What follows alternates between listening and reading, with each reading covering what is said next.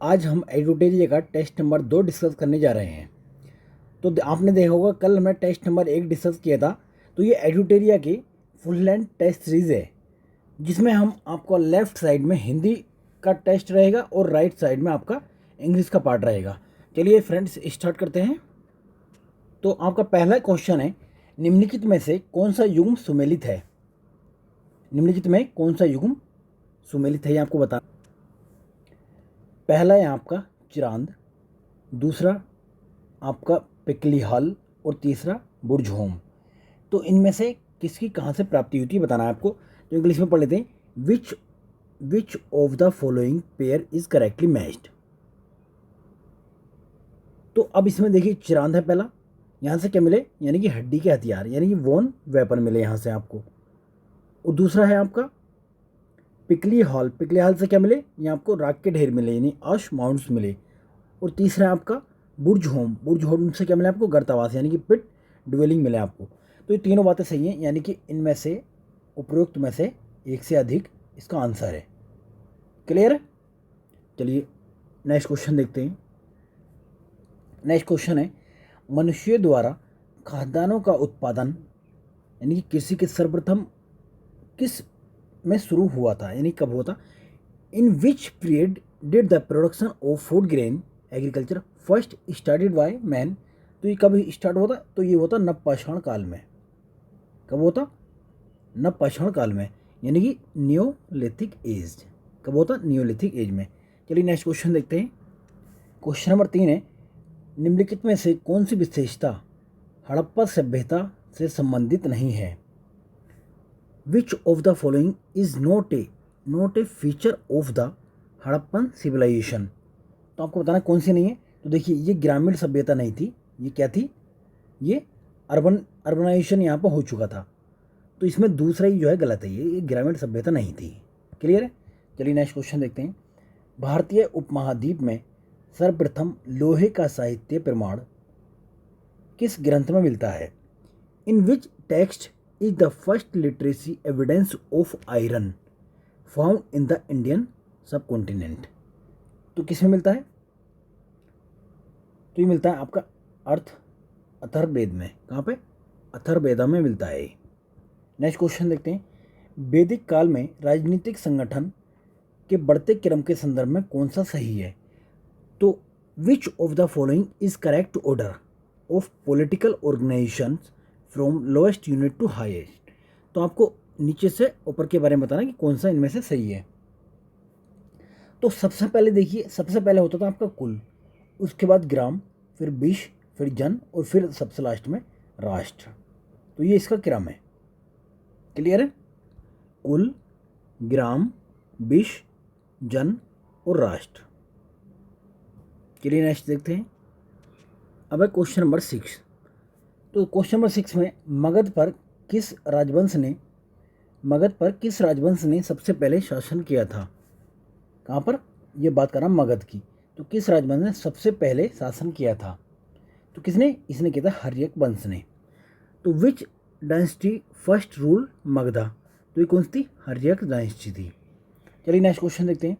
निम्नलिखित में से कौन सा सही सुमेल नहीं है? तो घटनाओं का आपको और स्थान से मैच करना है। तो which of the following pair is not correctly matched. तो अब इसमें बताना कि कौन सा मैच नहीं है। तो देखिए ये आपका जन्म हुआ था लुम्बिनी में, अब ये कहीं का कहीं मैच करा दिया। तो इसमें से एक से अधिक यानी कि ये सारे इसने गलत मैच करा दिए। प्रथम उपदेश आपको पता है कि ये सारनाथ में दिया था, निर्माण का हुआ था कुशीनगर में हुआ था। तो यानी कि ये तीनों ही यहाँ पे गलत लिखे हुए हैं।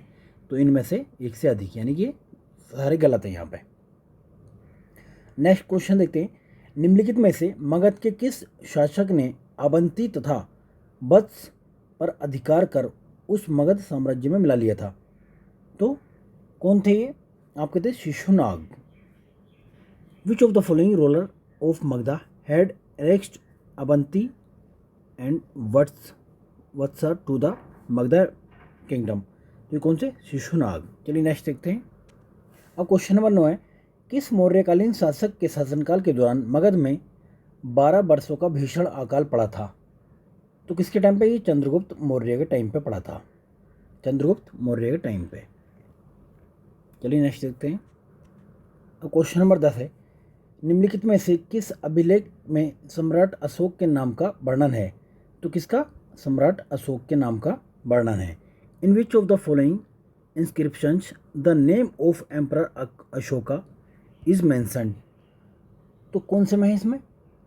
इनमें से देखिए मास्की में भी, गुर्जरा में भी है और उद्बोल में भी है, यानी कि इनमें से एक से अधिक। तो तीनों जगह इनका नाम जो है मिलता है। नेक्स्ट क्वेश्चन देखते हैं, अशोक के अभिलेख को सबसे पहले किसने पढ़ा था?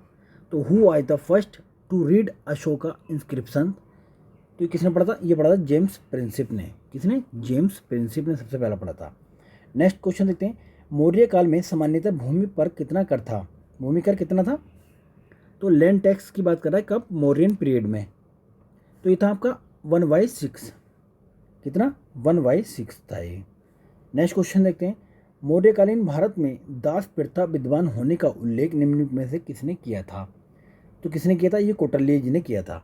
तो who among the following mentions about the existence of slavery in Mauryan time? तो किसने किया था? ये कौटिल्य ने किया था। चलिए नेक्स्ट क्वेश्चन देखते हैं, क्वेश्चन नंबर 14 है, निम्नलिखित में से किस सातवाहन राजा के सिक्कों पर जहाज का चित्र बना हुआ होता था? तो कौन से सातवाहन राजा था जिनके सिक्कों पर जहाज का चित्र बना होता था? तो ये कौन थे? तो ये थे यक्षश्री शतकर्णी। कौन? The coins of which of the following Satavahana kings wear the image of ship? तो ये कौन थे? आपके थे यक्षश्री शतकर्णी। तो सी आंसर हो गया। नेक्स्ट, प्रसिद्ध आयुर्वेदाचार्य चरक किस शासक के दरबार में संबंधित थे? यानी कि चरक जो थे किस शासक के दरबार से संबंधित थे? तो ये आपको बताना है। ये थे आपके कनिष्क किसके दरबार से संबंधित? तो the famous Ayurvedacharya Charak belong to the court of which ruler? तो ये कनिष्का के टाइम पे थे।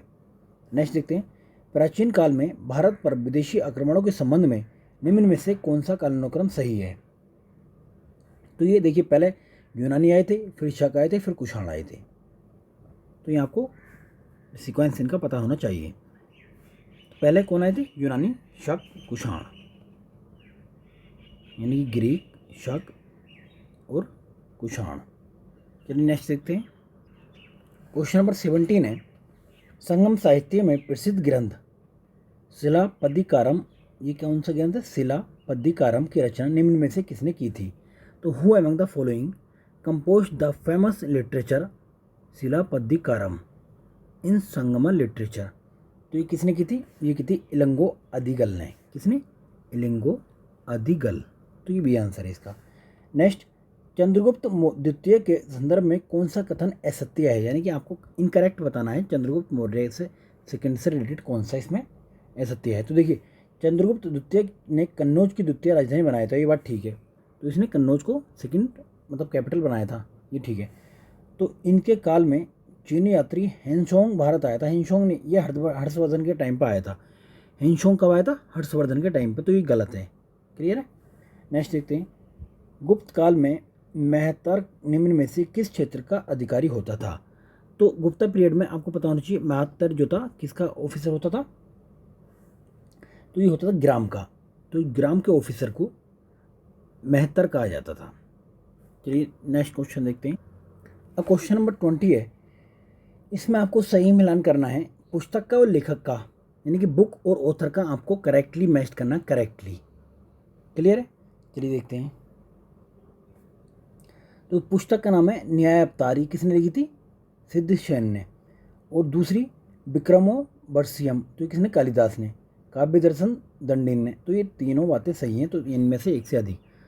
तो न्यायावतार लिखी थी आपकी सिद्धसेन ने, और विक्रमादित्य ने लिखी थी आपकी कालिदास, और ये काव्य दर्शन लिखी आपके दंडिन ने। तो इनमें से एक से अधिक इसका आंसर आ जाएगा।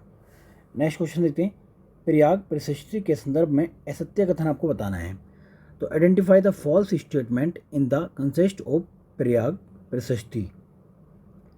तो इसमें से ये कौन सा है? देखिए, प्रयाग प्रशस्ति की रचना हरिशरण द्वारा की गई थी, ये बात ठीक है। प्रयाग प्रशस्ति वाज कंपोज्ड बाय हरिशरण, ये ठीक है। यह प्रशस्ति संस्कृत भाषा में लिखी गई है, तो ये काय में? संस्कृत भाषा में लिखी, ये बात भी ठीक है। और ये हरिशरण चंद्रगुप्त द्वितीय का आश्रित कवि था, तो यही बात सही नहीं है। तीसरी इसमें बात ये सही नहीं है। Harisharan was a protease poet of Chandragupta second. तो ये गलत है, ये किसके समुद्र के टाइम पे था। गुप्त काल में महादंडनायक था कौन? In the Gupta period Mahadandanayaka was, तो ये कौन होता था? ये होता था आपका न्यायाधीश। देखिए दंड से आपको पता है कि दंड कौन देगा, और फिर दंड की बात कर रहा है, फिर नायक हो, तो ऐसा न्यायाधीश ही एक इंसान हो सकता है, यानी कि जज। नेक्स्ट देखते हैं। और नेक्स्ट क्वेश्चन है, सम्राट हर्ष ने किस स्थान पर बौद्ध धार्मिक सम्मेलनों का आयोजन करवाया था? कहाँ पे किसने? हर्ष की बात चल रही, तो कन्नौज और प्रयागराज में इसने 2 जगह पे कराया था।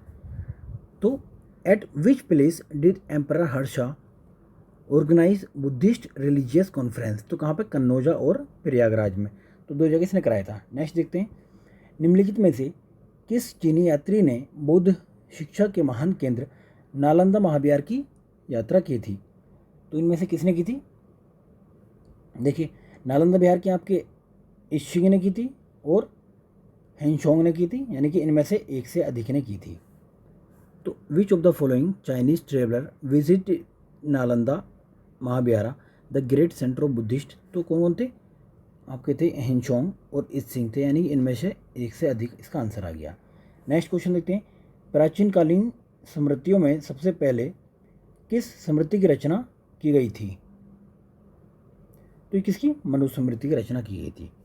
विच smriti was composed first among the ancient smritis? तो यह है मनुस्मृति। चलिए नेक्स्ट क्वेश्चन देखते हैं। नेक्स्ट क्वेश्चन है, अशमक जनपद की राजधानी पोटन यानी कि पोटली किस नदी के किनारे अवस्थित थी? तो ये थी आपकी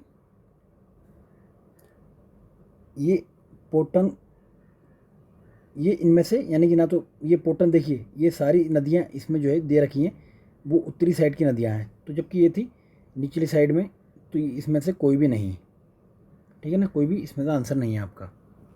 चलिए नेक्स्ट क्वेश्चन देखते हैं, प्रथम शताब्दी में निम्नलिखित में से किसने नेचुरल हिस्ट्री नामक पुस्तक लिखी थी?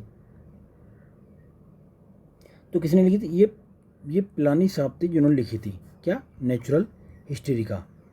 तो पहली टेस्ट सीरीज में भी क्वेश्चन पूछा गया था ये, लेकिन उसमें मैच कराना था। अब नेक्स्ट क्वेश्चन देखते हैं। नेक्स्ट क्वेश्चन है, सूची 1 को सूची 2 से मिलान कराना है। चलिए देखते हैं। तो आपको पता होना चाहिए कि कालीगंगा कहाँ पे है? कालीगंगा है आपका राजस्थान में, और इसके बाद आपका ये कहाँ पे है? रोपड़ कहाँ पे है? तो रोपड़ है आपका पंजाब में, रोपड़ पंजाब में। राखीगढ़ी आपका हरियाणा में है, ठीक है। देसलपुर आपका गुजरात में है, ठीक है ना। अब इसका कोई देख लेते हैं, तो मैच करना आपको। रोपड़ कहाँ पे है आपका? रोपड़ है आपका, तो ये हुआ आपका रोपड़ का पंजाब हुआ, देसलपुर गुजरात हुआ, कालीबंगा राजस्थान हुआ और राखीगढ़ी हरियाणा हो गया। क्लियर है? देसलपुर गुजरात, रोपड़ हुआ आपका पंजाब, कालीबंगा राजस्थान और राखीगढ़ी हरियाणा। चलिए नेक्स्ट क्वेश्चन देखते हैं। तो इसका हो गया आपका आंसर बी। नेक्स्ट, पूर्वी मीमांसा दर्शन के प्रवर्तक कौन थे? Who was the originator of पूर्वी मीमांसा फिलोसफी? तो कौन थे इसके? ये थे जैमिनी। कौन थे इसके? जैमिनी। नेक्स्ट क्वेश्चन देखते हैं। किस बौद्ध संगति में अनुशासन को लेकर मतभेद के कारण बौद्ध संघ स्थविर और महासंघिक में विभाजित हो गया था? तो किसमें? द्वितीय में। किसमें हो? देखिए इसका तो इसका क्या था आपका? जैमिनी था। और इसका, in which Buddhist council did the Buddhist Sangha split into Sthavira and ये Mahasanghika due to difference of discipline? तो कौन से में? द्वितीय में। अब आपको पता होना चाहिए कि जैसे कि पहली और दूसरी कहाँ पे हुई थी, तीसरी चौथी कहाँ पे हुई थी। तो देखिए पहली रब पक, उसके बाद में अक, यानी कि राजगिरी में हुई थी तो अजातशत्रु थे, अगर वैशाली में हुई थी तो ये कालाशोक थे, और पाटलिपुत्र में हुई थी तो अशोक थे, और कश्मीर में हुई थी तो ये कनिष्क थे। ठीक है ना, चारों का आपको नाम पता होना चाहिए। चलिए आगे देखते हैं। नेक्स्ट क्वेश्चन है, भारत के संविधान की प्रस्तावना में न्याय, सामाजिक, आर्थिक एवं राजनीतिक न्याय संबंधी विचार किस देश से ग्रहण किए गए हैं? From which country the idea of social, economic and political justice has been adopted in the preamble of the constitution of India? तो ये कहाँ से लिए गए? ये आपके लिए गए सोवियत संघ से, यानी कि सोवियत यूनियन से लिए गए हैं। चलिए नेक्स्ट क्वेश्चन देखते हैं। भारत के संविधान में निम्नलिखित अनुच्छेदों में से कौन सा अंतकरण की स्वतंत्रता प्रदान करता है? Which of the following articles of the Indian constitution provides for freedom of conscience? तो कौन सा आर्टिकल है? तो आर्टिकल है ये 25, आर्टिकल 25। नेक्स्ट क्वेश्चन देखते हैं। भारतीय संविधान में 86वें संविधान संशोधन अधिनियम 2002 द्वारा जोड़ा गया। तो the article which have was added by the 86 constitutional amendment act 2002। तो कौन सा जोड़ा गया था इसमें? इसका जोड़ा गया था 21 का ए, आर्टिकल 21 का ए जोड़ा गया था। चलिए नेक्स्ट क्वेश्चन देखते हैं। नेक्स्ट क्वेश्चन है 34। भारतीय संविधान में उल्लिखित मौलिक अधिकारों के संदर्भ में विदेश यात्रा का अधिकार कौन से अनुच्छेद के तहत वर्णित है? With reference to the fundamental right mention in the constitution, Indian constitution, the right to travel abroad is mentioned under which of the following articles? तो आर्टिकल देखिए, होता क्या है कि जब आप ट्रेवल करते हैं एक राज्य से दूसरे राज्य में, एक स्टेट से दूसरे स्टेट में, तो वो आर्टिकल 19 के अंतर्गत आता है। लेकिन जब आप एब्रोड की बात करते हैं तो आर्टिकल 21 के अंतर्गत में आता हो, आर्टिकल 21। तो हमारा 20 का आंसर है। नेक्स्ट देखते हैं 35। कौन सा भारत के नागरिकों के मौलिक कर्तव्य के रूप में भारत के संविधान में नहीं है? तो which of the following not mentioned, ये आपको केयरफुली पढ़ना है, in the constitution of India as a fundamental duties of the citizen of India? तो इसका क्या है? देखिए, सार्वजनिक संपत्ति की सुरक्षा करना तो है ही, प्रोटेक्शन ऑफ पब्लिक प्रॉपर्टी। दूसरा, प्राकृतिक पर्यावरण की रक्षा और सुधार करना भी है, तो यानी कि प्राकृतिक पर्यावरण की रक्षा और सुधार करना ये भी है। अंतर्राष्ट्रीय शांति और सुरक्षा को बढ़ावा देना, तो ये इसमें जो है डीपीएसपी में नहीं है, ये आपका डीपीएसपी में नहीं है, फंडामेंटल ड्यूटीज में नहीं, डीपीएसपी का भाग है। तो सभी भारतीय नागरिकों को सरकार द्वारा रोजगार देना, तो ये भी नहीं है। तो दोनों इनमें से बातें नहीं है, तो इसका आंसर आ गया हमारा सी आंसर है। चलिए नेक्स्ट क्वेश्चन देखते हैं। अब क्वेश्चन है 36। निम्नलिखित में से कौन सा संविधान के अनुच्छेद 3 के अंतर्गत के तहत संसद के कानून द्वारा संभव नहीं है? तो which of the following not possible by an act of parliament under article 3 of the constitution? तो कौन सा नहीं है? राज्यों को केंद्र शासित प्रदेश में बदलना। ठीक है, तो ये आंसर आ गया। नेक्स्ट क्वेश्चन देखते हैं। भारतीय संविधान में किस देश के संविधान से उच्चतम न्यायालय तथा उच्च न्यायालय के न्यायाधीशों को हटाने जाने के उपबंध में शामिल किया गया है? तो the provision for the removal of जज of the supreme court and high court in the Indian constitution adopted from which country? तो ये है आपका अमेरिका। नेक्स्ट क्वेश्चन देखते हैं। अब क्वेश्चन नंबर 38। कौन सा उद्देश्य भारत के संविधान की प्रस्तावना में यानी कि शामिल नहीं है, तो सन्निहित नहीं है? तो which of the following is not an objective embodied in the preamble of the constitution of India? तो क्या है इसमें कि इसमें 3 बार संशोधन हुआ, कि 3 बार संशोधन इसमें नहीं हुआ, केवल एक ही बार अमेंडमेंट हुआ है इसमें। वो कौन सा था? 42 अमेंडमेंट 1976 में हुआ था, वो एक ही बार हुआ है बस। चलिए नेक्स्ट क्वेश्चन देख। सॉरी, हमने अभी 38 छोड़ दिया। तो कौन सा उद्देश्य भारत के संविधान की प्रस्तावना में सन्निहित नहीं है? हमने नीचे का ये पढ़ दिया था गलती से। तो ये कौन सा नहीं है 38 का? यानी कि आर्थिक स्वतंत्रता। ये इसमें देखिए, विचार की स्वतंत्रता है और अभिव्यक्ति की स्वतंत्रता, आर्थिक न्याय की बात करता है। तो which of the following not an objective embodied in the preamble of the constitution of India? तो ये इकोनॉमिक फ्रीडम की बात नहीं करता है, इकोनॉमिक जस्टिस की बात करता है। चलिए नेक्स्ट क्वेश्चन है। प्रस्तावना के संबंध में निम्नलिखित में से कौन सा कथन सही है? तो अब विच of the following statement is correct regarding the preamble? तो कौन सी बात सही पूछ रहा है? तो यह कानून की अदालत में लागू करने योग्य नहीं है, क्योंकि ये तो गलत है, ये भी गलत है, तो ये भी गलत है, तो पहला इसमें सही है। तो it is not enforceable in court of law, तो यहाँ इसके उसके लिए किसी भी कोर्ट में आप नहीं जा सकते। चलिए नेक्स्ट क्वेश्चन देखते हैं। असल में हो क्या रहा है कि आज मेरी तबीयत थोड़ी सी ख़राब है, तो इसलिए थोड़ी प्रॉब्लम हो रही है, लेकिन यह है कि आपको तो एक टेस्ट कराना ही है वो, क्योंकि एग्ज़ाम नज़दीक है, शिक्षक भर्ती वाला एग्ज़ाम भी, आप उसमें भी बहुत सारे क्वेश्चन ये इसमें कम आएंगे। बाकी आपका प्रीलिम्स का एग्ज़ाम भी नज़दीक है, तो आप इसको एटलीस्ट भाई करिए। मेरी तो तबीयत ख़राब हो रही है, आपकी आप तो मतलब ठीक है ना, तो मैं जैसे भी करा रहा हूँ थोड़ा स्लो करा रहा हूँ इस वजह से ही कि क्योंकि प्रॉपर तरीके से अभी है ना माइंड भी काम नहीं कर रहा है। चलिए फिर भी डिस्कस करते हैं। नेक्स्ट है हमारा क्वेश्चन नंबर 40। 26 नवंबर 1949 को अंगीकृत भारतीय संविधान की प्रस्तावना में निम्नलिखित में से कौन सा शब्द सम्मिलित नहीं थे? तो which of the following words were not included in the preamble of the Indian constitution adopted on 26 नवंबर 1949? तो देखिए इसमें कौन कौन से नहीं थे? ना तो समाजवादी था इसमें, ना ही तो समाजवादी था इसमें, समाजवादी नहीं था, पंथनिरपेक्ष नहीं था और अखंडता नहीं था, यानी कि सोशलिस्ट नहीं था, सेकुलर नहीं था और इंटीग्रेटेड नहीं था। तो इसमें से पहला इसका आपका आंसर है। चलिए नेक्स्ट क्वेश्चन देख। इसमें से अनुच्छेद 20 के संदर्भ में निम्नलिखित कथनों पर कौन सा उत्तर का चयन करें, मतलब जो सही है ना उसको बताना है आपको। In the context of article 20 consider the following statement and choose the correct answer. तो यह केवल भारतीय नागरिकों को मनमानी और अत्यधिक सजा से सुरक्षा प्रदान करता है, पहली बात। तो दूसरी, इसके अनुसार किसी भी व्यक्ति को एक ही अपराध के लिए एक से अधिक बार दंडित नहीं किया जा सकता। तो यह केवल भारतीयों को नहीं, इसमें विदेशी भी शामिल हैं।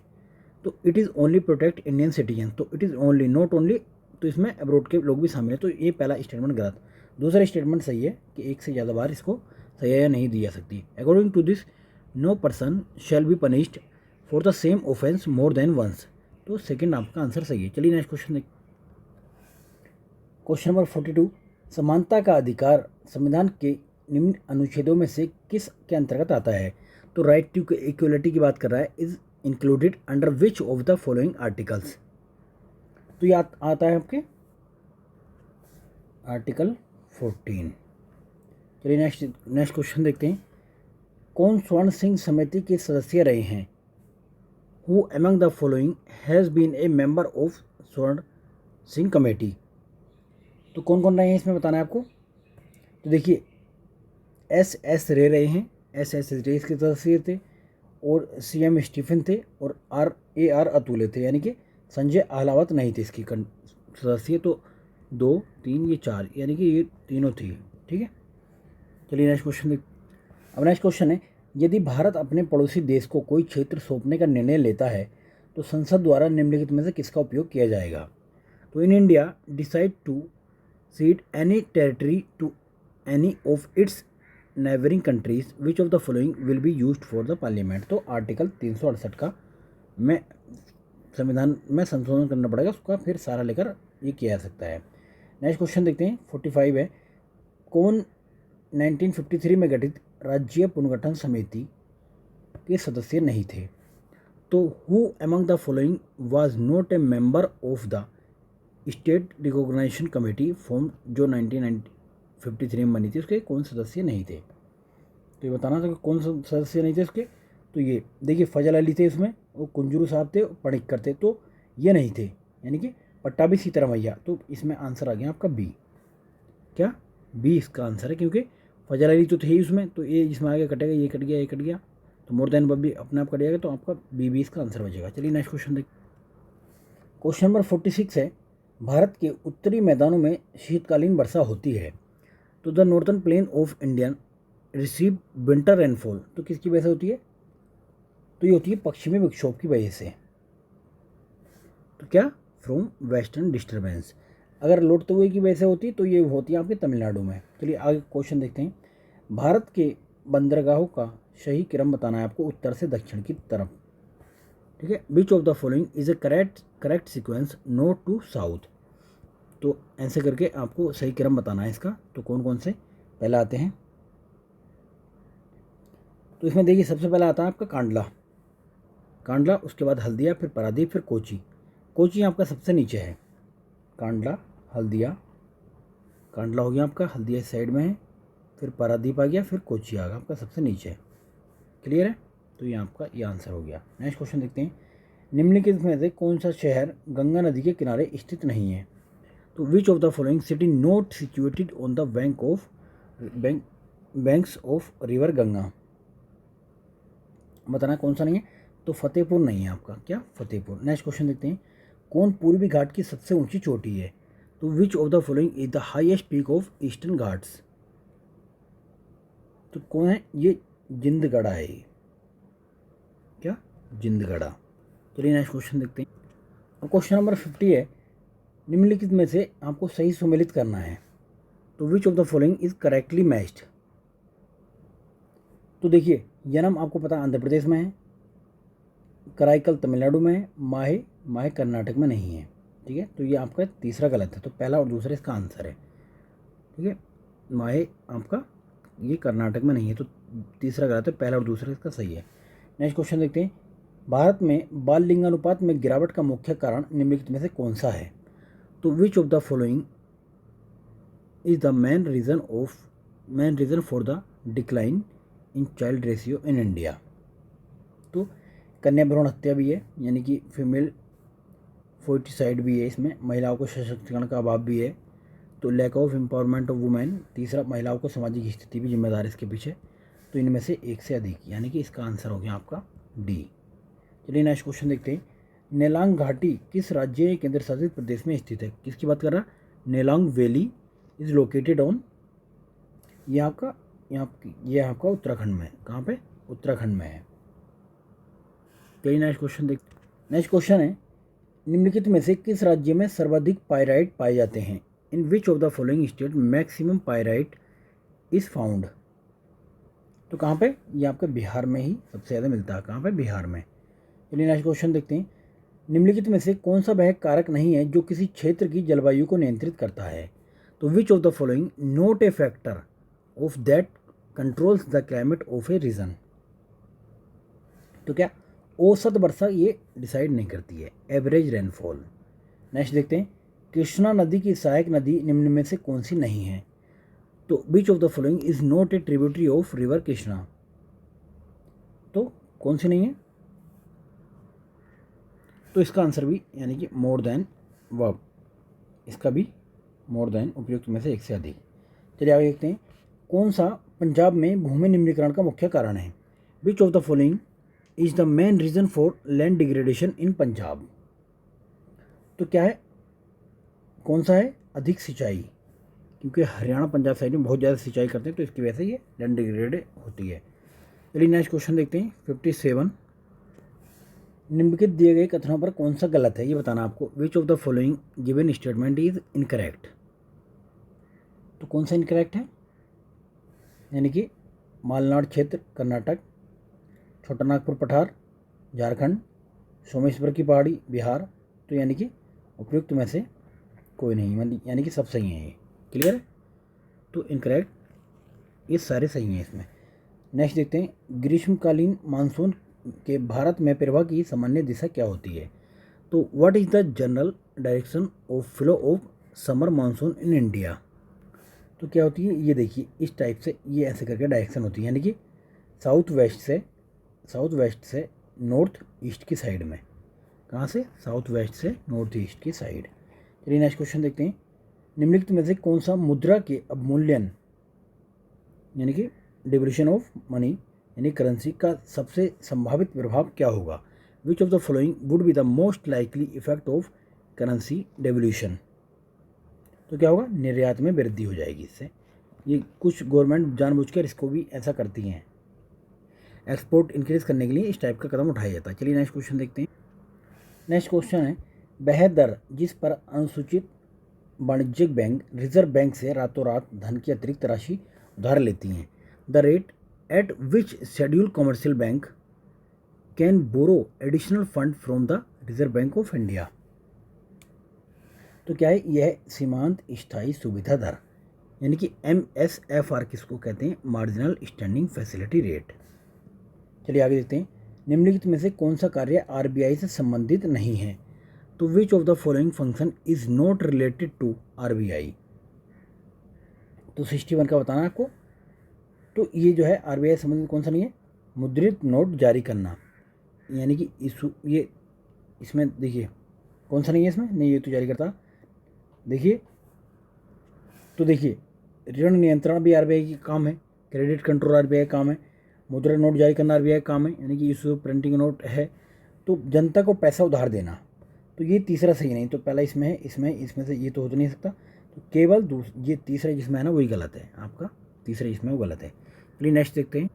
नेक्स्ट क्वेश्चन है, भारत को आत्मनिर्भर और स्व उत्पादक अर्थव्यवस्था के रूप में स्थापित करने का प्राथमिक लक्ष्य किस पंचवर्षीय योजना का था? The primary goal of which 5-year plan was to establish India as a self reliant and self producing economy. तो किस में था ये तीसरी पंचवर्षीय योजना में था, यानी कि थर्ड 5-year प्लान में था। चलिए नेक्स्ट क्वेश्चन देखते हैं। भारत में किस पंचवर्षीय योजना के अंतर्गत नीली क्रांति का आरंभ किया गया था? यानी कि किस 5-year प्लान में जो ब्लू रेवोल्यूशन थी वो स्टार्ट की गई थी? तो किसमें? 7वें 5-वर्षीय योजना में, यानी कि 7th 5-year प्लान में स्टार्ट की गई थी। चलिए नेक्स्ट क्वेश्चन देखते हैं। अब क्वेश्चन 64 है, नीति आयोग के उपाध्यक्ष को भारत सरकार के सार्वजनिक वरीयता क्रम में महत्व का दर्जा दिया गया है। तो the vice chairman of NITI Aayog has been given the importance of, तो किसका दिया है?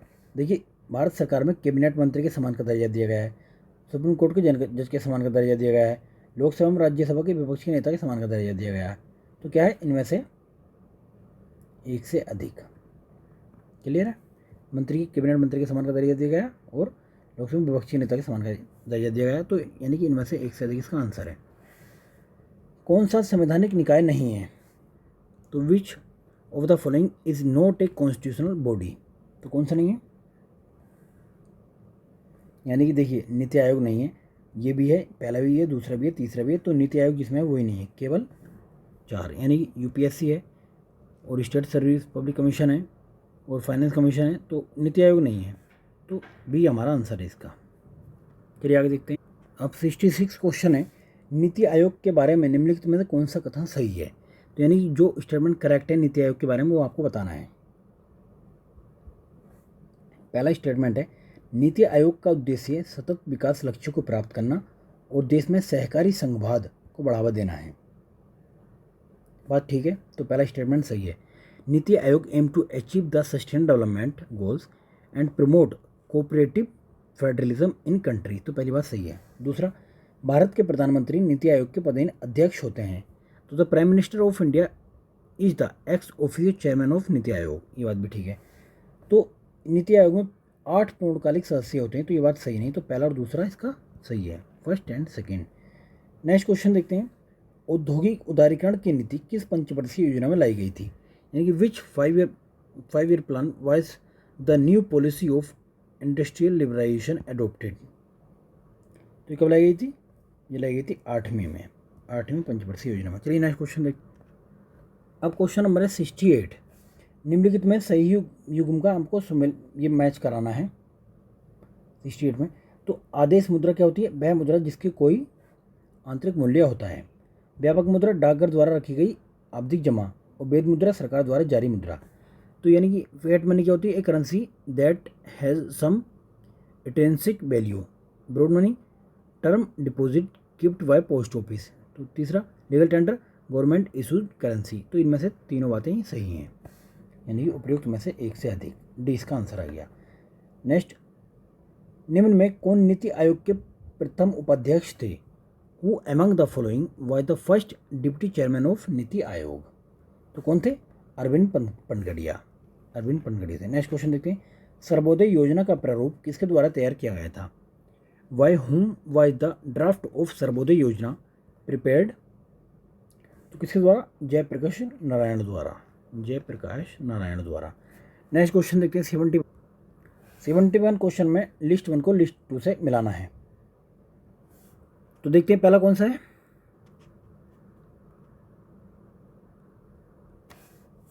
हाँ, तो पहले का है इसमें, पहले का है विद्युत धारा होती है एम्पेयर। विद्युत धारा के यानी कि इलेक्ट्रिक करंट एम्पेयर। और बाकी देखिए ज्योति तीव्रता का आपका होता है कैंडेला, लाइट इंटेंसिटी का आपका है कैंडेला। तो सी का दूसरा एक में ही है, तो आपका 20 का आंसर आ जाएगा।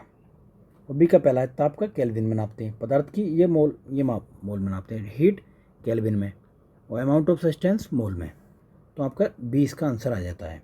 नेक्स्ट क्वेश्चन देखते हैं, वायु की गति निम्न में से किस गति का उदाहरण है? तो ये त्रिविमीय गति का उदाहरण है। The motion of airplane is an example of which of the following motion. तो ये यानी 3 डायमेंशनल मोशन का है। चलिए नेक्स्ट क्वेश्चन देखते हैं। क्वेश्चन है, जब किसी वस्तु का वेग घटाकर आधा कर दिया जाए तब उस वस्तु के गतिज ऊर्जा पर क्या प्रभाव पड़ेगा? तो when the velocity of an objective is reduced to half what will be the effect on the kinetic energy of the object. तो इसका क्या है? तो जो काइनेटिक एनर्जी है घटकर 1/4 रह जाएगी, 1/4 रह जाएगी, गतिज ऊर्जा घटकर 1/4 हो जाएगी। चलिए नेक्स्ट क्वेश्चन, यदि लिफ्ट विराम अवस्था में हो और उसमें एक व्यक्ति हो तो निम्न कथनों पर आपको विचार करना है। If the lift is at rest and there is a person in it then consider the following statement. तो पहला इसमें देखिए, व्यक्ति का आभासी भार वास्तविक भार के बराबर होगा। क्लियर है? The apparent weight of the person will be equal to the actual weight. तो पहला इसमें आंसर सही है। चलिए नेक्स्ट क्वेश्चन देखिए। नेक्स्ट क्वेश्चन है, निम्न कथनों पर आपको विचार करना है, तो कौन सा गलत है वो बताना है आपको, तो कौन सा इनकरेक्ट है इसमें से। यदि किसी वस्तु का द्रव में उत्प्लावन बल उसकी भार की अपेक्षा कम हो जाए तो वस्तु द्रव में डूब जाएगी। यानी कि पहला स्टेटमेंट है, if the buoyant force of an object in a liquid is less than its weight then the object will sink in the liquid। तो ये पहली बात तो सही है, डूब जाएगी वो। दूसरा स्टेटमेंट है, यदि किसी वस्तु का द्रव में उत्प्लावन बल उसके भार के समान हो जाएगा तो वस्तु द्रव में तैरेगी। ये बात भी ठीक है। If the buoyant force of an object in a liquid becomes equal to its weight then the object will be float in the liquid। तो दूसरी बात भी ठीक है। नेक्स्ट, यदि किसी वस्तु का द्रव में उत्प्लावन बल उसकी भार की अपेक्षा अधिक हो जाए तो वस्तु का द्रव में डूब जाएगी। तो यही बात गलत है। तीसरा इसमें गलत है, यानी कि पहला इसका आंसर आ गया। क्लियर है? नेक्स्ट क्वेश्चन, निम्न में से अनुदैर्घ्य तरंगों का उदाहरण नहीं है। Which of the following is not an example of लॉन्गिट्यूजनल waves. तो कौन सा लॉन्गिट्यूजनल वेव कौन सी नहीं है? तो ये उपयुक्त में से एक से अधिक। क्लियर है? More than 1। चलिए आगे देख। अब क्वेश्चन नंबर 77 है, फ़ारेनहाइट स्केल में उच्च नियत बिंदु कितना होता है? तो ये होता है 212 डिग्री F। तो what is the highest fix point in Fahrenheit scale? तो 212 डिग्री F। क्लियर है? अवतल दर्पण का उपयोग किया जाता है। Concave mirror is used in, कहाँ पे? देखिए सर्च लाइट में होता है, नाक कान दांत देखने में, बाहों के साइड में। तो इनमें से एक से अधिक। जर्मेनियम को गर्म करने पर इसके प्रतिरोध पर क्या प्रभाव पड़ता है? On heating germanium what is the effect on it resistance. तो क्या प्रभाव पड़ता है? यह घटता है, यानी कि डिक्रीज होता है। चलिए नेक्स्ट क्वेश्चन देख। अब क्वेश्चन नंबर 80 है, हाइड्रोजन के समस्थानिक में किस कण की संख्या भिन्न होती है? तो which of the following is not same in isotopes of hydrogen. तो किसकी होती है? तो न्यूट्रॉन की। न्यूट्रॉन इसका आंसर आ जाएगा। शक्ति की विमा क्या है? तो the dimension of power is, तो क्या है? यह है ml² T-3, ml² T-3। चलिए आगे देखते हैं। अब नेक्स्ट क्वेश्चन है 82, सूची 1 को सूची 2 से मिलाना है, यानी कि लिस्ट 1 को लिस्ट 2 से मिलाना है। तो नैनिका कितना होता है? नैनिका होता है 10 की पावर माइनस 9। तो पहले का दूसरा, अभी देखिए 2 में है, तो अभी ये कट गया और आपका दूसरा कट गया। अभी ये बचा आपका पहला और तीसरा। अब यह आपका बी का है, बी का पिको है 10 की पावर -12। तो अब ये हमारा आंसर आ गया पहला इसका। अब इसमें माइक्रो का देख लो, माइक्रो का 10 की पावर -6 होता है, 10 की पावर -6। तो नैनो का हमने बताया था, नैनो का 10 की पावर -9। क्लियर है? तो पहला हमारा आंसर आ जाता है इसका। चलिए नेक्स्ट क्वेश्चन, न्यूटन के किस नियम को जड़त्व का नियम भी कहा जाता है? Which law of Newton is also called the law of inertia?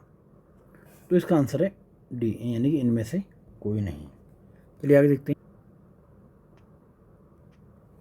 चलिए देखते हैं 84 क्वेश्चन, गतिज ऊर्जा किसी वस्तु में गति के कारण उत्पन्न होती है। पहली बात ठीक है, तो kinetic energy is the energy produced in an object due to its motion, तो पहली बात ठीक है।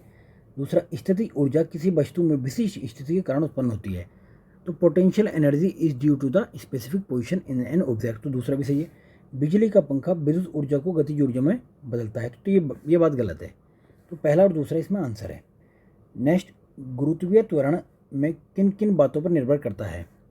तो on what factors does the acceleration due to gravity depend? तो ये किस पर करता है?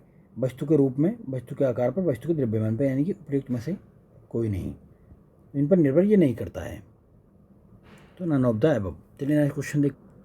अब क्वेश्चन 86, निम्न कथनों पर आपको विचार करना है। तो कंसिडर द फॉलोइंग स्टेटमेंट। तो स्टील रबर की तुलना में अधिक प्रत्यास्थ होती है, तो पहली बात ठीक है। तो steel is more elastic than rubber, clear. दूसरा, विरूपण सदैव विरूपणकारी बल के समानुपाती होता है, दूसरा भी ठीक है। बर्नौली के नियमानुसार यदि द्रव का दाब बढ़ता है तो उसका वेग कम हो जाता है, तो तीनों बातें इसकी सही। तो इसका आंसर जो है पहला, दूसरा, तीसरा, यानी तीनों आंसर आ जाएंगे। चलिए नेक्स्ट देखते हैं, निम्न में से विद्युत चुंबकीय तरंग है कौन सी? ध्वनि तरंग है, जल की तरंग है और चुंबकीय तरंग है। तो इनमें से विद्युत चुंबकीय इनमें से कोई सी भी नहीं है। Which of the following is an electromagnetic wave? तो इनमें से कोई भी नहीं है, तो डी इसका आंसर है। नेक्स्ट देखते हैं, गर्म चाय कप की अपेक्षा प्याले में तेजी से ठंडा होता है, इसका कारण क्या है? Hot tea cool faster in a cup plate than in a cup because if the volume of the tea is constant. तो ये आपको बताना है क्यों। प्याले में चाय की खुली सतह का क्षेत्रफल बढ़ जाता है, तो surface area of A cup plate is more, तो ये हमारा सी आंसर है। चलिए नेक्स्ट देखते हैं। अब क्वेश्चन है 89, यदि समतल दर्पण में प्रकाश के परिवर्तन के फलस्वरूप बने आपतन कोण का मान 45 डिग्री हो तो परावर्तन कोण का मान क्या होगा? If the value of the angle of incidence formed as a result of refraction of light in a plane mirror is 45 degree, then what will be the value of the angle of reflection? तो कितना होगा? 45 degree ही होगा। Next question देखते हैं, अश्व शक्ति किसकी व्यावहारिक इकाई है? तो whose practical unit of horse power? तो ये विद्युत शक्ति की इकाई है, किसकी? इलेक्ट्रिक पावर की। चलिए नेक्स्ट देखते हैं। अब नेक्स्ट क्वेश्चन है, निम्न कथनों पर विचार करना है आपको। Consider the following statement. पहला ये स्टेटमेंट है आपका, चप्पू चलाने पर नाव आगे बढ़ती है जो न्यूटन की गति के तृतीय नियम की पुष्टि करती है। तो कौन सा गलत है ये आपको बताना है, क्लियर है? तो ये बात ठीक है। तो न्यूटन के प्रथम नियम के अनुसार किसी वस्तु में संवेग परिवर्तन की 10 उस पर आरोपित बल के समानुपाती होती है और उसी दिशा में कार्य करता है जिस दिशा में बल लगाया था, तो ये बात गलत है। संवेग अदिश राशि है, अदिश नहीं सदिश है, तो ये भी गलत है। तो इसका पहला और दूसरा, यानी कि पहला सही है और दूसरा और तीसरा दोनों गलत हैं, ठीक है ना। तो दूसरा और तीसरा दोनों गलत हैं इसके। नेक्स्ट देखते हैं, लोलक युक्त घड़ियों की गर्मियों में मंद होने का कारण क्या है? तो clocks with pendulum so down in summer. कब सो डाउन? In summer. तो कारण क्या है इसका? आपको बताना है कि लोलक की लंबाई बढ़ जाती है, यानी कि एलोंगेशन ऑफ पेंडुलम, लोलक की लंबाई गर्मियों में बढ़ जाती है। चलिए नेक्स्ट क्वेश्चन देखते हैं। अब क्वेश्चन नंबर 93 है, निकट दृष्टि दोष। निकट दृष्टि दोष के संबंध में आपको बताना है, मायोपिया के बारे में बताना कि कौन सा कथन सही नहीं है, यानी तो सही है। तो which of the following statement is correct regarding myopia? तो अब इसमें क्या है, इसमें इस स्थिति में प्रतिबिंब रेटिना के पीछे बनता है, पहली बात। दूसरा, नेत्र एवं लेंस रेटिना की फोकस दूरी घट जाती है, ये नेत्र की गोलियों की त्रिज्या घट जाती है। तो उपयुक्त में से कोई भी नहीं, सारी बातें गलत लिखी हुई हैं, क्लियर है। नेक्स्ट, टेस्ला निम्न में से किसकी इकाई है? तो Tesla is an unit of किसकी? चुंबकीय क्षेत्र की। तो मैग्नेटिक फील्ड की इकाई है। चलिए नेक्स्ट क्वेश्चन देख। तो सूची 1 को सूची सेकंड से मिलाना है, लिस्ट 1 को लिस्ट 2 से आपको मिलाना है। तो हमारे एक साथी ने इस पर एक ट्रिक बनाई थी कि ईंट पर नाच, ईंट पर नाच।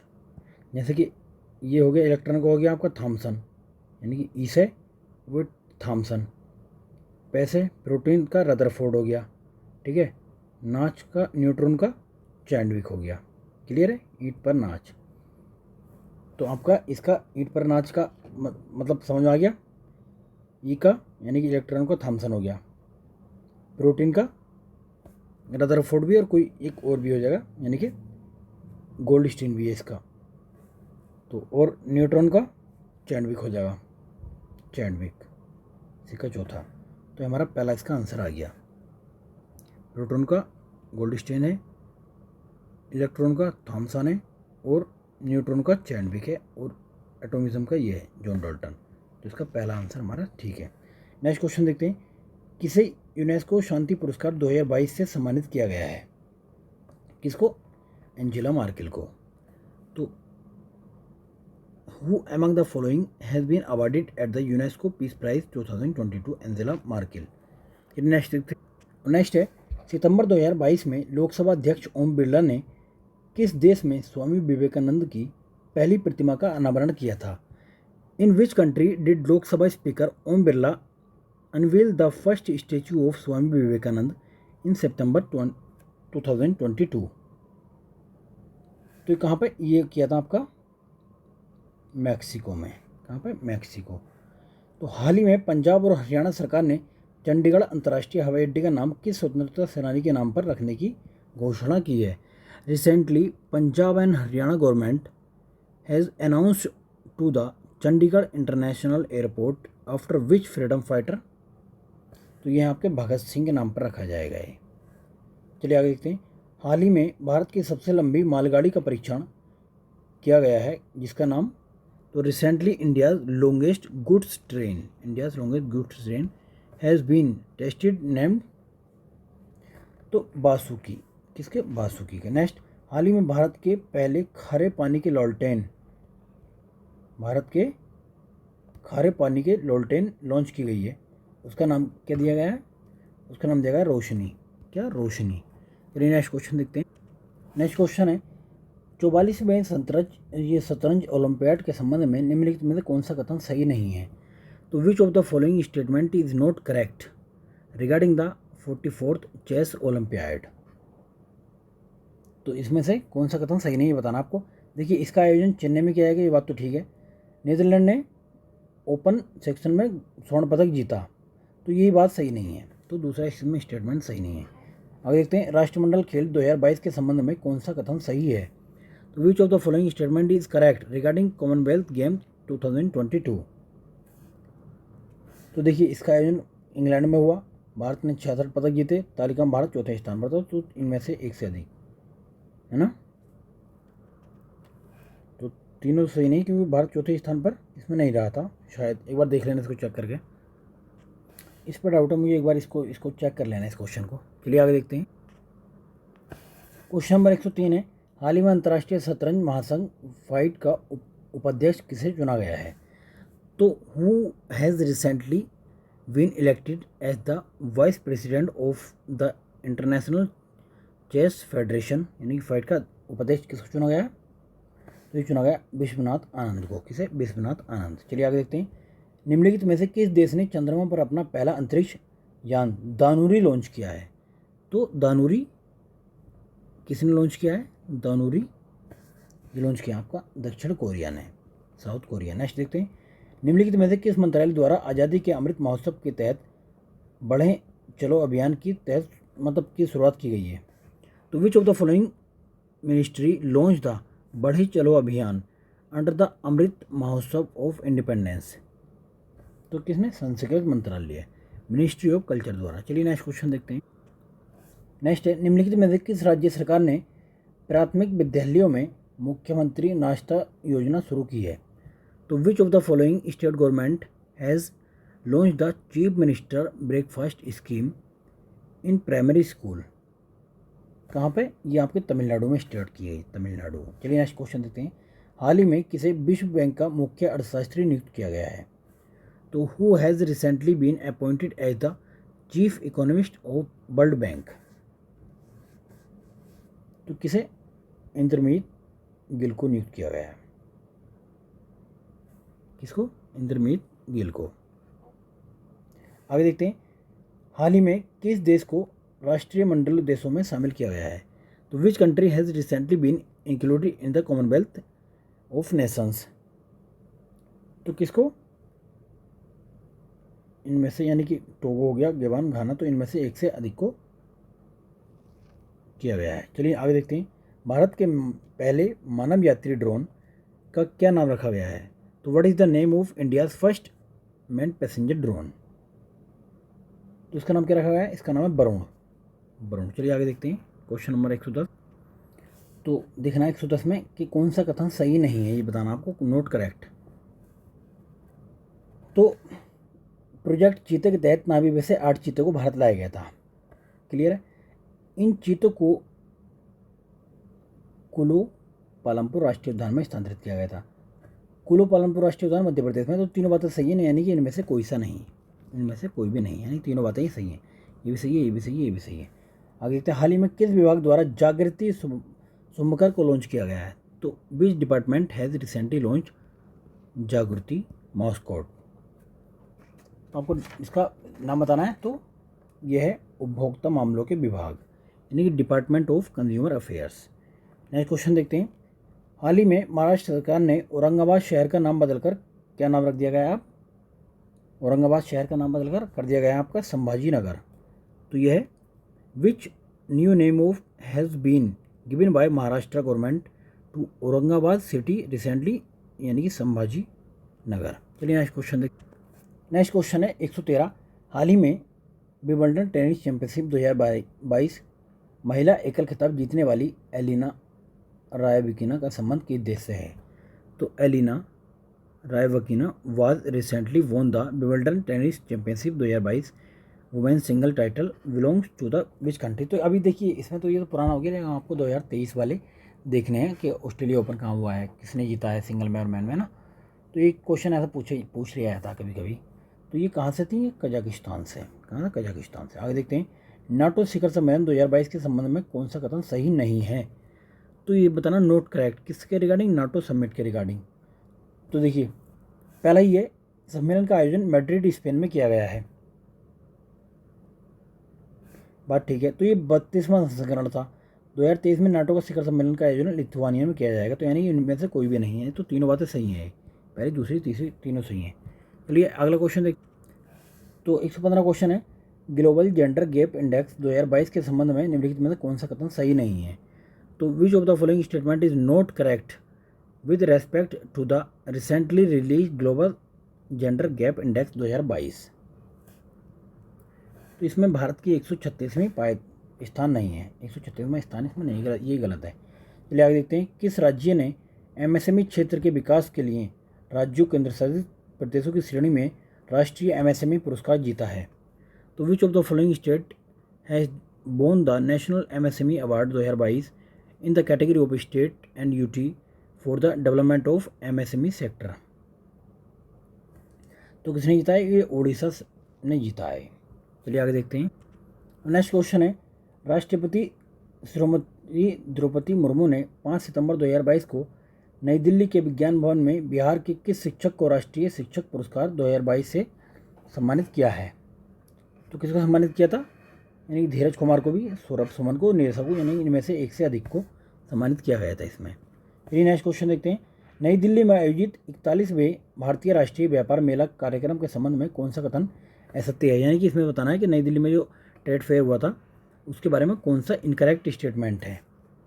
तो इसमें राज्यों की श्रेणी में सर्वश्रेष्ठ पवेलियन बिहार को दिया गया था, यही बात इसमें गलत है। तो तीसरा इसका आंसर है। चलिए आगे देखते हैं, नेक्स्ट क्वेश्चन है, केंद्रीय बजट 2023-24 के अनुसार अगले 3 वर्षों तक किस योजना के तहत सरकार आर्द्रभूमि तथा जैव विविधता को बढ़ावा देगी? तो according to the union budget 2023-24 under which scheme is the government will be promote wetland and biodiversity for the next 3 years? तो योजना का आपको नाम बताना है कि तो क्या है इसमें? अमृत धरोहर योजना। अमृत धरोहर योजना। चलिए नेक्स्ट क्वेश्चन, हाल ही में बिहार सरकार ने किस नदी पर भारत के सबसे ऊंचे रबर डैम का निर्माण किया है? तो recently Bihar government has constructed India's tallest rubber dam on which river?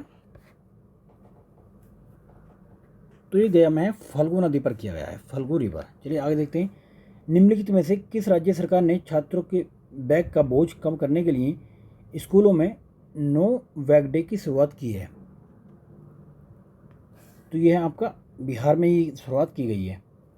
चलिए आगे देखते हैं, और नेक्स्ट क्वेश्चन है कि हाल ही में किस भारतीय शहर को संघाई सहयोग संगठन की पहली सांस्कृतिक और पर्यटन राजधानी घोषित किया गया है? तो which Indian city has recently been declared as the first cultural and tourism capital of the Shanghai Cooperation Organisation? तो कौन सा है इसमें? तो इसका है आपका वाराणसी, वाराणसी को डिक्लेयर किया गया। नेक्स्ट क्वेश्चन देखते हैं, हाल ही में बिहार के प्रसिद्ध लोक कलाकार रामचंद्र मांझी का निधन हो गया, उनका संबंध किस क्षेत्र से था?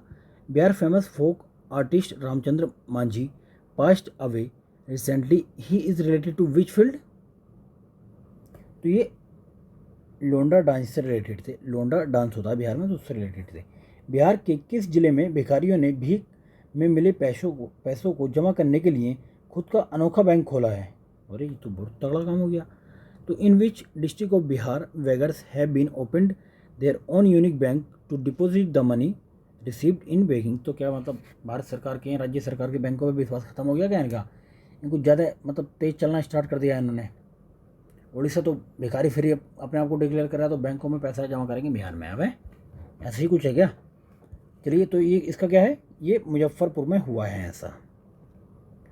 चलिए आगे देखते हैं, अब 125वां क्वेश्चन है, हाल ही में लद्दाख की उमलिंगला दर्रे को साइकिल से फतह करने वाली दुनिया की पहली महिला बनी है? तो who has recently become the first women in the world to conquer Umlingla pass in Ladakh by cycle? तो कौन थी ये? सविता महतो थी ये, सविता महतो। नेक्स्ट क्वेश्चन देखते हैं, बिहार के भौगोलिक प्रदेश की चर्चा सर्वप्रथम किस साहित्य ग्रंथ में मिलती है? तो इन विच ये literary text the discussion of the geographical region of Bihar is found for the first time? तो इसकी यह शतपथ ब्राह्मण में, यानी कि शतपथ ब्राह्मण में। नेक्स्ट क्वेश्चन देखते हैं, कौन सा सुमेलित नहीं है आपको बताना है? तो which of the following is not correct matched? तो ये तीनों ठीक मैच है, तो इनमें से कोई भी नहीं, इनमें से कोई भी नहीं। चलिए नेक्स्ट क्वेश्चन, नेक्स्ट है, बख्तियार खिलजी की हत्या किसने की थी? तो हु किल्ड बख्तियार खिलजी? बताना आपको। तो किसने की थी? अली मर्दन ने की थी। किसने? अली मर्दन ने। तो फ्रेंड्स, अभी भी जिस दोस्तों ने या साथियों ने चैनल सब्सक्राइब नहीं किया है, चैनल सब्सक्राइब कर दो। आपके लिए इतनी मेहनत की जाती है भाई, अब कंटेंट मतलब कंटिन्यू दोनों साइड में रखे जा रहे हैं, बनाए जा रहे हैं। मतलब अभी हमारी टेस्ट सीरीज जब तक नहीं आ जाती हैं, क्योंकि देखिए उसमें टाइम लगेगा अभी, तो अब तक आप भी जो अभी फेमस टेस्ट सीरीज चल रही है मार्केट में, जो लोग लगा रहे हैं, तो हम सोच रहे हैं कि एटलीस्ट आप तक पहुंचा दी जाए, क्योंकि आप पता नहीं कहाँ से वीडियो को देखते हैं, वहाँ पर कैसी कनेक्टिविटी है, कौन सी बुक पहुँचती है कि नहीं पहुँचती है, सारी चीज़ें ध्यान में रख कर ये को सोचा जाता है कि भाई आप तक ये चीज़ें पहुँचें किसी भी हालत में। तो अब रिजल्ट भी रहता है कि आप लोग एग्ज़ाम में निकालते हो, फिर दूर दूर गाँव में देहात में कहीं भी बैठे हुए हैं, तो सुन सकते हैं, कर सकते हैं, अपने हिसाब से चीज़ों को देख सकते हैं। तो ये सारी बहुत सारी चीज़ें होती हैं। चलिए आगे देखते हैं, 129 क्वेश्चन है, बिहार में अकबर के अभियान से डरकर किस शासक ने बिहार छोड़ दिया था? तो which ruler escaped Bihar fearing Akbar's campaign in Bihar? तो कौन थे? ये थे दाऊद खां, दाऊद खां। चलिए नेक्स्ट देखते हैं, निम्नलिखित में से किस सिख गुरु का संबंध बिहार से रहा है? तो which of the following Sikh guru has been associated with Bihar? तो ये देखिए, इनमें से ये गुरु नानक का भी रहा है, और ये इनका भी रहा है, गुरु गोविंद सिंह का रहा है, तो गुरु तेग बहादुर का रहा। तो इनमें से एक से अधिक का, उनमें से एक से अधिक। तो पटना के गोलघर निर्माण के समय ब्रिटिश इंजीनियर ने किसने कराया था, यानी विच British engineer constructed Golghar of Patna? तो किसने कराया था? जॉन गॉस्टिन ने, जॉन गॉस्टिन। देखिए, जब भी ऐसे कुछ ऑप्शन दे दिए जाते हैं जॉन करके, तो ऐसा आंसर मतलब सिमिलर में से आंसर रखा जाता है फिर, तो इसका आंसर पहला आ गया। चलिए नेक्स्ट क्वेश्चन है, बिहार में वहाबी आंदोलन का केंद्र कहाँ था? तो where was the centre of Wahabi movement located in Bihar? तो बताना आपको, ये इसका केंद्र था पटना। कहाँ पे? पटना। चलिए नेक्स्ट क्वेश्चन देखते हैं। सही सुमेलित नहीं है, कौन सा नोट करेक्ट मैच है वो आपको बताना। तो देखिए बांकीपुर अधिवेशन की अध्यक्षता आर.एम. मागोलकर ने की थी। बांकीपुर की कौन थे? आर.एम. मागोलकर ने अध्यक्षता की थी। गया सेशन की किसने की थी? चित्तरंजन दास ने।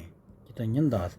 रामगढ़ की मौलाना अबुल कलाम आज़ाद। तो यानी कि इनमें से कोई भी नहीं। तो तीनों बातें ये सही मैच की गई हैं। चलिए नेक्स्ट क्वेश्चन देखते हैं। राष्ट्रीय महाविद्यालय के प्रांगण में बिहार विद्यापीठ का उद्घाटन किसने किया था? तो who inaugurated Bihar Vidyapeeth in the premises of national college? तो ये कौन थे? ये थे आपके महात्मा गांधी जी। महात्मा गांधी। चलिए नेक्स्ट क्वेश्चन देखते हैं। 135। नेक्स्ट क्वेश्चन है, चंपारण में महात्मा गांधी मतलब किसकी रचना है? चंपारण में महात्मा गांधी। हु रोट महात्मा गांधी गांधी इन चंपारण? तो किसने लिखी थी? ये लिखी थी आपकी राजेंद्र प्रसाद ने। राजेंद्र प्रसाद द्वारा। नेक्स्ट क्वेश्चन, आज़ाद दस्ता से संबंधित है। Who among the following is related to Azad Dasta? तो कौन?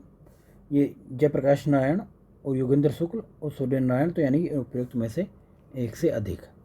तो स्वामी सहजानंद सरस्वती के संबंध में कथनों पर आपको विचार करना, कौन सा सही है ये बताना है। तो कौन सा सही है यानी करेक्ट स्टेटमेंट है स्वामी सहजानंद के बारे में, वो आपको बताना है। अब देखिए स्टेटमेंट पहला है, बिहारी प्रांतीय किसान सभा का गठन किया था। पहली बात सही है। इन्होंने हुंकार पत्रिका निकाली। दूसरी बात सही है। उसकी एक प्रसिद्ध पुस्तक किसान क्या करें थी। तो यानी कि इनमें से सारी बातें इनकी सही हैं। क्लियर है। ये नेक्स्ट क्वेश्चन अब 138 है, जैन धर्मों के संबंध में निम्नलिखित कथनों पर विचार करना है रिगार्डिंग जैन धर्म। तो क्या पूछ रहा है? पहला स्टेटमेंट है, प्रथम जैन संगति का आयोजन पाटलिपुत्र बिहार में हुआ था। द्वितीय का आयोजन कहाँ हुआ? बल्लभी गुजरात में। तो दोनों बातें सही हैं। फर्स्ट काउंसिल ऑफ जैन कहाँ पर हुई थी? ये पाटलिपुत्र में। सेकंड काउंसिल कहाँ हुई थी? बल्लभी गुजरात। तो दोनों बातें इसमें सही हैं। चलिए आगे देखते हैं। अशोक ने लुम्बिनी की यात्रा अपने शासन के किस वर्ष में किया था? तो in which year of his reign did Ashoka visit Lumbini? तो 20वें वर्ष। कब? 20 में। नेक्स्ट, निम्नलिखित में से किसने असहयोग आंदोलन के दौरान राय साहब की उपाधि लौटा दी थी? मिर्च of the following return the title of Rai Sahab during the non cooperation movement? तो कौन थे? ये थे महेंद्र प्रसाद। किसने? महेंद्र प्रसाद ने। चलिए नेक्स्ट क्वेश्चन देखते हैं। देखिए इनका मैं आपको आंसर बता देता हूँ, क्योंकि इसके हमारा एक टीम के दूसरे सदस्य हैं जो इसका आपको मैथ और रीजनिंग कराएंगे। तो देखिए 41 का है आपका सी आंसर। 41 का है आंसर सी। 141 का। 142 का आंसर भी आपका सी ही है। 142 का आंसर सी है। 143 का आंसर है ए। चलिए नेक्स्ट देख। 144 का आंसर है आपका डी। 144 का डी। 145 का आंसर 145 का है आपका बी आंसर। चलिए देखते हैं आगे। 146 का है आपका आंसर ए आंसर। नेक्स्ट देखते हैं। तो 147 का देख लेते हैं। 147 का भी आंसर आपका सी है। और 148 का आपका आंसर है बी। 147 का आंसर है आपका सी। 148 का आंसर है आपका 148 का आंसर है आपका बी। 149 का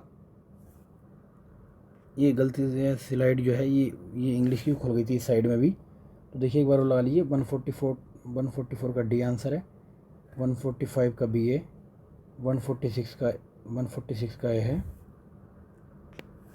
अब 147 का आंसर कितना है? सी है। 147 का आंसर सी है। 148 का आंसर आपका बी है। 149 का भी आंसर आपका बी है। 150 का आंसर है आपका सी।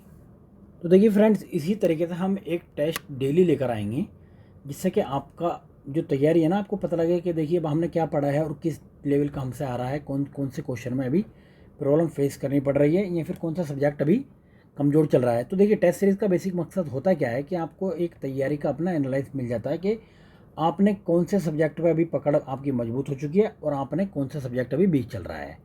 तो वीक वाले पे होता क्या है कि आप जो है मेहनत कर लेते हैं, क्योंकि एग्ज़ाम से पहले ये अभी एग्ज़ाम में टाइम है। तो आपको अगर सपोज़ करो आपका साइंस हो गया है, फिर आपका ये इकोनॉमिक्स हो गया, ज्योग्राफी पॉलिटी हो गया, हिस्ट्री हो गया, या बिहार स्पेशल हो गया, ये करंट अफेयर हो गया, तो इनमें से आपको पता गया था कि कौन से पार्ट में मेरी कितने मिस्टेक रही हैं। तो आप टेस्ट सीरीज़ में ये देख सकते हैं कि भाई आपने कितने क्वेश्चन कौन से सब्जेक्ट के अटैम्प्ट किए थे, जिसमें से मैक्सिमम कितने सही थे उसके और कितने गलत थे। तो देखिए ये होता क्या है कि इससे एक आपको स्ट्रेटजी में एक आपको हेल्प मिलती है स्ट्रेटजी बनाने में। तो चलिए फ्रेंड्स, अभी भी जिन दोस्तों ने चैनल सब्सक्राइब नहीं किया चैनल सब्सक्राइब कर दो यार, और शेयर भी कर दो भाई। चलिए ठीक है, बहुत बहुत धन्यवाद देखने के लिए। चलिए बाय।